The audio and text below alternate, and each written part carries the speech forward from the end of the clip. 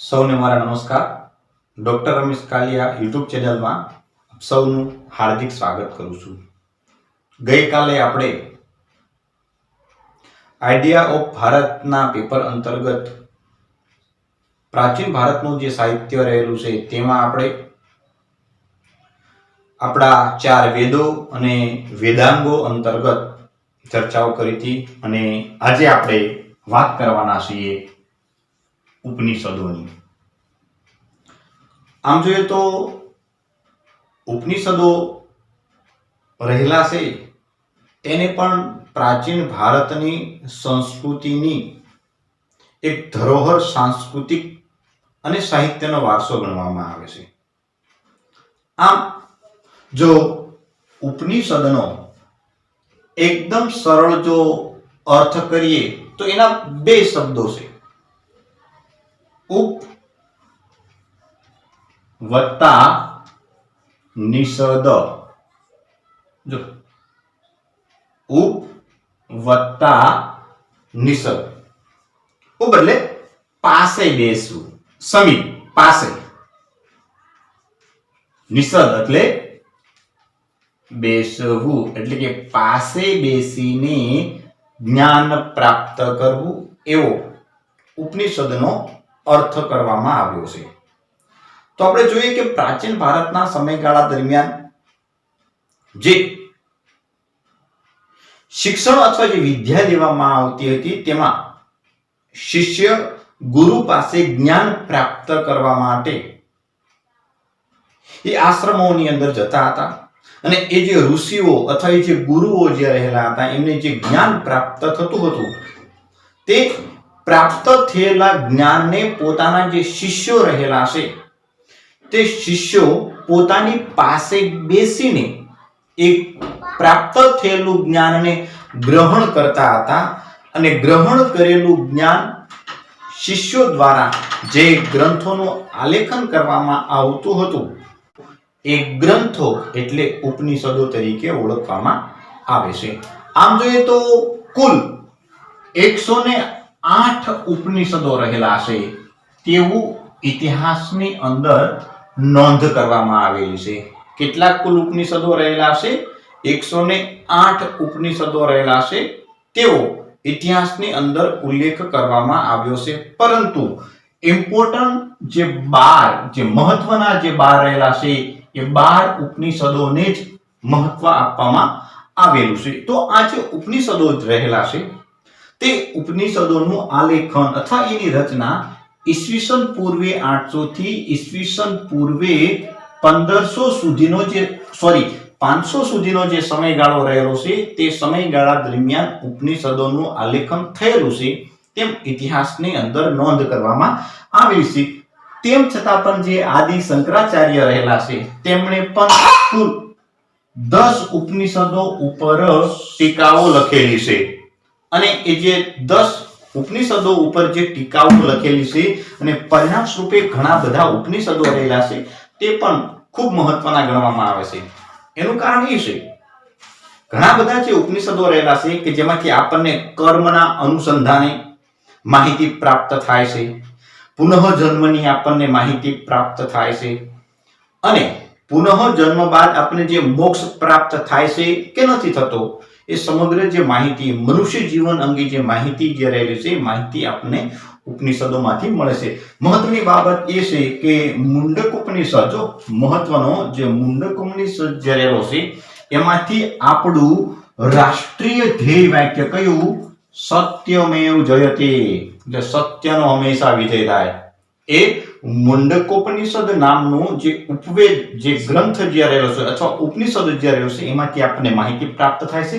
આ ઉપરાંત આ ગ્રંથમાંથી ગુરુ અને શિષ્યો વચ્ચેના સંબંધો કેવા પ્રકારના હતા, શિષ્ય રહેલા છે એ ગુરુ પાસે બેસી કેવી રીતે જ્ઞાન પ્રાપ્ત કરતા હતા, પ્રાપ્ત થયેલું જ્ઞાનને શિષ્યો જે રહેલા છે એ કેવી રીતે આલેખન દ્વારા ગ્રંથોનું આલેખન કરતા હતા, તે સમગ્ર ગુરુ અને શિષ્યો વચ્ચેના જે સંબંધો જે રહેલા છે એ અંતર્ગત પણ માહિતી પ્રાપ્ત થાય છે.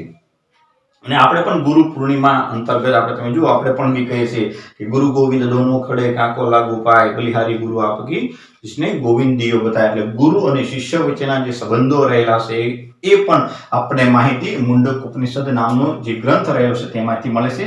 ત્યારબાદ મહત્વનો જે ઉપનિષદ છે એ છે બૃહદારણ્ય નામનો જે ગ્રંથ રહ્યો છે અને તેમાંથી આપણને તમસો માં જ્યોતિર્ગમય ની માહિતી પ્રાપ્ત થાય છે. અને ત્યારબાદ છે છાંદોગ્ય ઉપનિષદ જે સૌથી પ્રાચીન ઉપનિષદ છે તેવું ઇતિહાસની અંદર નોંધ કરવામાં આવી છે.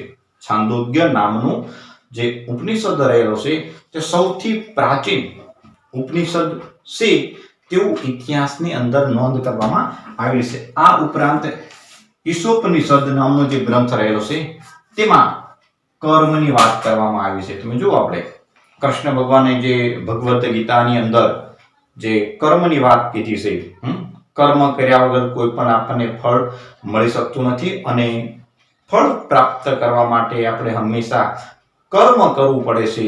એ જે સૌથી પહેલી આપણને જે બાબતનો જે ઉલ્લેખ થયેલો છે એ ઈશોપનિષદ નામનો જે ગ્રંથ રહેલો છે એ ગ્રંથની અંદર આપણે કર્મની સૌપ્રથમ વાત કરવામાં આવી છે કે ઉલ્લેખ કરવામાં આવ્યો છે તેમ આપણે કહી શકીએ. બીજું જે મહત્વનું છે એ માંડુક્ય ઉપનિષદ કે જેમાંથી સૃષ્ટિની ઉત્પત્તિ કઈ રીતે થઈ, સૃષ્ટિનો વિકાસ કેવી રીતે થયો, મનુષ્યની ઉત્પત્તિ કઈ રીતે થઈ, મનુષ્યનો વિકાસ કેવી રીતે થયો, મનુષ્યનું સમાજ જીવન કેવી રીતે વિકસિત બન્યું, એ સમગ્ર જે બાબત જે રહેશે એ માંડુક્ય ઉપનિષદ નામનો જે ગ્રંથ રહેલો છે એ ગ્રંથમાંથી આપણને માહિતી પ્રાપ્ત થાય છે.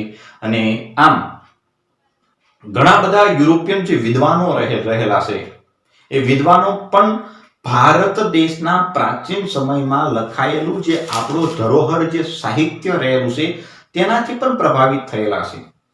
એમાં ખાસ કરીને મેક્સ મુલર નામનો જે જર્મન જે ઇતિહાસકાર રહેલો છે તે પોતે પણ ઉપનિષદોથી ખૂબ જ પ્રભાવિત થયો છે અને તેણે પણ પોતે લખ્યું છે કે ઉપનિષદ જગતના એક એવા ગ્રંથો રહેલા છે કે જેમાંથી વ્યક્તિ પોતે પોતાની મુશ્કેલીમાંથી રસ્તો શોધી શકે છે. પરિણામ સ્વરૂપે આ જે ઉપનિષદો રહેલા છે એ ઉપનિષદો મારા જીવનનું એક અંગ બની ગયું હતું. આ ઉપરાંત મધ્યયુગના સમયગાળા દરમિયાન એટલે કે મુઘલ યુગનો જે સમયગાળો રહેલો હતો અને એ સમયગાળા દરમિયાન દારાશિકો કે જે શિરર એ અકબર નામના શીર્ષક દ્વારા ઉપનિષદોનું ફારસી ભાષામાં અનુવાદ કરાવ્યો. જો ફારસી ભાષામાં અનુવાદ કોણે કરાવ્યો તો કે દારાશિકો. દારાશિકો કોણ હતો તો કે મુઘલ વંશમાંથી આવતો હતો અને તે શાહજહાંનો પુત્ર હતો. કોણ? દારાશિકો શાહજહાંનો પુત્ર અને ઔરંગઝેબનો તે ભાઈ હતો અને પરિણામ સ્વરૂપે આ દારાશિકો પણ એક વિદ્વાન હતો. બીજી મહત્વની બાબત એ છે કે અકબરે જ્યારે પોતાના શાસનકાળ દરમિયાન જ્યારે સમાન ધર્મ બાબતે અથવા દરેક ધર્મ બાબતે જ્યારે સારી સારી બાબતો અંતર્ગત જે આલેખન કરવામાં આવ્યું અને એના દરબારનો વિદ્વાન ફૈઝ જે રહેલો હતો તેને પણ આદેશ આપવામાં આવ્યો કે ઉપનિષદો જે રહેલા છે એ ઉપનિષદોનું પણ ફારસી ભાષામાં અનુવાદ કરવામાં આવે. આમ જે અલગ અલગ જે ઉપનિષદો રહેલા છે એ ઉપનિષદોમાંથી પણ આપણને મનુષ્યના જીવન અંતર્ગત આપણને માહિતી પ્રાપ્ત થાય છે, સૃષ્ટિ અંતર્ગત આપણને માહિતી પ્રાપ્ત થાય છે, અસત્યમાંથી સત્ય તરફ જવું, અંધકારમાંથી પ્રકાશ તરફ જવું અને સારા કર્મ કેવી રીતે કરી શકાય વગેરેની જે માહિતી રહેલી છે તે આપણને ઉપનિષદોમાંથી પ્રાપ્ત થાય છે. ત્યારબાદ જે મહત્વના ગ્રંથો રહેલા છે તે છે સ્મૃતિ ગ્રંથો. સ્મૃતિ ગ્રંથો આમ જોઈએ તો પ્રાચીન ભારતનું જે વૈદિક સાહિત્ય રહેલું છે એ વૈદિક સાહિત્યની અંદર તેને એક મહત્વનું અંગ ગણવામાં આવે છે. આમ કુલ જે અલગ અલગ જે સ્મૃતિ સાહિત્ય જે રહેલા છે, સૌથી જે મહત્વની વાત છે એ છે મનુસ્મૃતિ. જો કુલ કેટલા સ્મૃતિ ગ્રંથો રહેલા છે? કુલ 6 સ્મૃતિ ગ્રંથો રહેલા છે અને તેમાં સૌથી મહત્વનો જે ગ્રંથ રહેલો છે એ છે મનુસ્મૃતિ, કે જેને પ્રાચીન વિશ્વનો આદ્ય કાયદા સંગ્રહ તરીકે પણ ઓળખવામાં આવે છે. આમ જોઈએ તો માત્ર ભારતના કાયદા સંગ્રહ તરીકે નહીં, પરંતુ જગતના સૌથી પ્રાચીન કાયદા સંગ્રહ તરીકે ગણવામાં આવે છે. અને આ જે મનુસ્મૃતિ નામનો જે ગ્રંથ રહેલો છે તે શુંગ વંશના શાસનકાળ દરમિયાન આલેખિત થયેલો છે તેવી ઇતિહાસની અંદર નોંધ કરવામાં આવી છે. અને આ શુંગ વંશની જે સ્થાપના રહેલી છે તે શુંગ વંશની સ્થાપના પુષ્યમિત્ર શુંગ દ્વારા તે વંશની સ્થાપના કરવામાં આવી છે. તેમાં ખાસ કરીને મૌર્ય વંશનો છેલ્લો રાજા જે બૃહદ્રથ જે રહેલો હતો તેની ઈસવીસન પૂર્વે 185 ના સમયગાળા દરમિયાન પુષ્યમિત્ર શુંગે તેની હત્યા કરી અને શુંગ વંશની સ્થાપના કરવામાં આવી હતી. આમ શુંગ વંશના સમયમાં મનુસ્મૃતિ નામનો જે ગ્રંથ રહેલો છે એ ગ્રંથનું આલેખન કરવામાં આવ્યું છે તેવું ઇતિહાસની અંદર નોંધ કરવામાં આવેલી છે. ત્યારબાદ જે મહત્વનો જે છે એ છે યાજ્ઞવલ્ક્ય સ્મૃતિ ગ્રંથ, જેમાં આરોગ્ય અને સમાજના જે અલગ અલગ જે રીત રિવાજો રહેલા હતા તેના અંતર્ગત પણ આપણને માહિતી પ્રાપ્ત થાય છે. ખાસ કરીને આર્ય સમાજ વ્યવસ્થા રહેલી છે. આર્ય લોકોની સમાજ વ્યવસ્થાના રીત રિવાજો કેવા પ્રકારના રહેલા હતા, અનાર્ય જાતિના જે લોકો રહેલા હતા તેમની રહેણી કેવા પ્રકારની રહેલી હતી, તેમના રીત રિવાજો કેવા પ્રકારના રહેલા હતા, એમ સમગ્ર જે માહિતી રહેલી છે તે આપણને યાજ્ઞવલ્ક્ય નામનો જે સ્મૃતિ ગ્રંથ રહેલો છે તે ગ્રંથમાંથી માહિતી પ્રાપ્ત થાય છે. ત્યારબાદ છે વિષ્ણુ પુરાણ, કે જેમાંથી આપણને સતી પ્રથા અને સિક્કાઓ, જો કાસનપર નામના જે સિક્કાઓ, જે સૌથી ભારતના પ્રાચીન સિક્કાઓ જે ગણવામાં આવે છે એ સિક્કાઓ અંતર્ગત અને સતી પ્રથા, પ્રાચીન સમયથી ચાલી આવતી જે સતી પ્રથા રહેલી હતી કે જેની નાબૂદ બ્રિટિશ યુગના સમયગાળા દરમિયાન લોર્ડ વિલિયમ બેન્ટિંગે કાયદો ઘડી અને સતી પ્રથાને નાબૂદ કરી. આમ સતી પ્રથા અને સિક્કાઓ અંતર્ગત જે માહિતી રહેલી છે તે આપણને વિષ્ણુ પુરાણ નામનો જે ગ્રંથ રહેલો છે એ ગ્રંથમાંથી આપણને માહિતી પ્રાપ્ત થાય છે. ત્યારબાદ પારાશર નામનો સ્મૃતિ ગ્રંથ જે રહેલો છે તેમાં કૃષિ સંબંધી માહિતી આપવામાં આવી છે. કઈ રીતે ખેતી કરવામાં આવતી હતી, પશુઓ દ્વારા ખેતી કરવામાં આવતી હતી, માનવ પરિશ્રમ દ્વારા ખેતી કરવામાં આવતી હતી, કેવા કેવા પ્રકારના પાકોનું વાવેતર કરવામાં આવતું હતું અને કઈ પદ્ધતિથી ખેતી કરવામાં આવતી હતી તે અંતર્ગત માહિતી આ જે પારાશર સ્મૃતિ નામનો જે ગ્રંથ રહેલો છે એ ગ્રંથમાંથી આપણને માહિતી પ્રાપ્ત થાય છે. નેક્સ્ટ જે રહ્યું છે એ નારદ સ્મૃતિ ગ્રંથ, કે જેની ટીકાકાર તરીકે તેને અસહાયકે એ ગ્રંથ લખેલો છે. અને ત્યારબાદ છે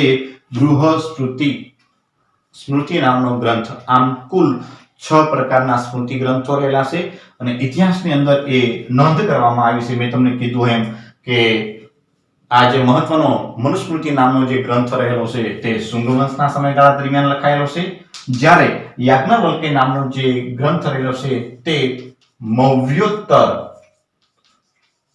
નો જે સમયગાળો જે રહેલો છે એ સમયગાળાની અંદર એ ગ્રંથ લખાયેલા છે, જ્યારે બાકીના જે ગ્રંથો રહેલા છે તે ગુપ્ત યુગના, જો કયા યુગમાં, ગુપ્ત યુગના સમયગાળા દરમિયાન આ સ્મૃતિ ગ્રંથો જે રહેલા છે એ સ્મૃતિ ગ્રંથોનું આલેખન થયેલું છે તેઓ ઇતિહાસની અંદર નોંધ કરવામાં આવેલી છે. ત્યારબાદ છે એ પુરાણો. ખાસ કરીને જે પુરાણો જે રહેલા છે, કુલ કેટલા પુરાણો રહેલા છે? કુલ 18 પુરાણો રહેલા છે અને 18 ઉપપુરાણો રહેલા છે. જો કુલ 18 પુરાણો અને 18 ઉપપુરાણો રહેલા છે અને તેમાં ખાસ કરીને તેની રચના લોમહર્ષ કે તેના પુત્ર ઉગ્રશ્રવા દ્વારા કરવામાં આવી હોય તેમ ઇતિહાસની અંદર નોંધ કરવામાં આવી છે. તેમાં ખાસ કરીને આપણા જે પુરાણો રહેલા છે કે જેમાં પ્રાચીન જે અલગ અલગ જે રાજ્યવંશો રહેલા હતા તેમની વંશાવળી અંતર્ગત આપણને માહિતી મળે છે. તેની શાસન વ્યવસ્થા કેવા પ્રકારની હતી તે અંતર્ગત આપણને માહિતી મળે છે. યુદ્ધ દ્વારા અલગ અલગ રાજ્યો ઉપર આક્રમણ કરી અને વિજય પ્રાપ્ત કર્યા બાદ એના રાજ્યનો જે રાજ્ય વિસ્તાર જે કરવામાં આવતો હતો તે અંતર્ગત આપણને માહિતી પ્રાપ્ત થાય છે. મહત્વની જે બાબત છે તેમાં વિષ્ણુ પુરાણ નામનો જે ગ્રંથ રહેલો છે તેમાંથી આપણને મૌર્ય વંશ અંગેની માહિતી પ્રાપ્ત થાય છે. જ્યારે મત્સ્ય પુરાણ નામનો જે ગ્રંથ રહેલો છે તેમાં શુંગ વંશ અને સાતવાહન વંશ નામનો જે રાજવંશ રહેલો છે તે અંતર્ગત આપણને માહિતી પ્રાપ્ત થાય છે. જ્યારે વાયુ પુરાણ નામનો જે ગ્રંથ રહેલો છે તેમાં ગુપ્ત વંશ અંગેની માહિતી પ્રાપ્ત થાય છે. અને આ ગુપ્ત વંશ જે રહેલો છે તેને પ્રાચીન ભારતના સુવર્ણ યુગ તરીકે પણ ઓળખવામાં આવે છે. જો તમે કયા પ્રાચીન ભારતના સુવર્ણ યુગ તરીકે ઓળખવામાં આવે છે.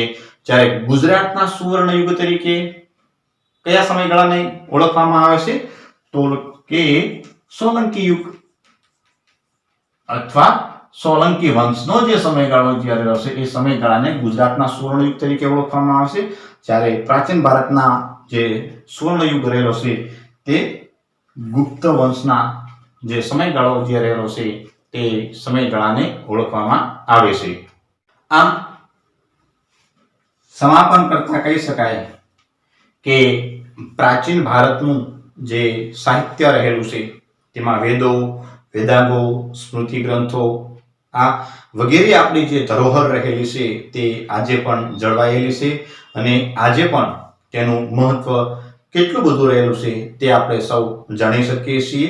આમ અમારા જે આ જે વિડીયો રહેલા છે તે જીસીઆરટી, એનસીઆરટી, યુનિવર્સિટી ગ્રંથ નિર્માણ બોર્ડ અને અલગ અલગ જે ઓથેન્ટિક જે ગ્રંથો રહેલા છે તેના દ્વારા આ વિડીયો બનાવવાનો પ્રયત્ન કરવામાં આવ્યો છે.